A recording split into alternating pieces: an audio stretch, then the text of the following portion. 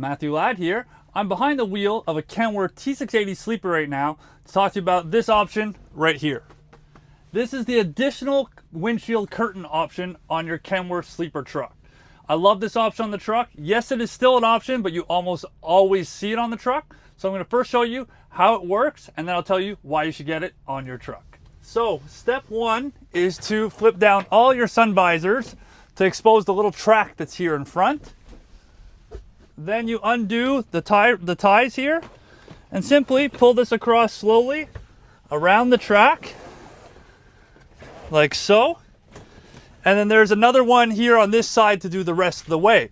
So by doing this, you're opening your private livable space to the entire cab instead of being divided just by the curtain that's here, limiting your space that is for you when you are not operating the truck. So it's a great way to increase your privacy in the truck and increase your livable space. That's Group Kenworth Montreal T.N.T, Trucks and Tips, and I'm Matthew Ladd. Stay tuned for more tips in the future. Thank you.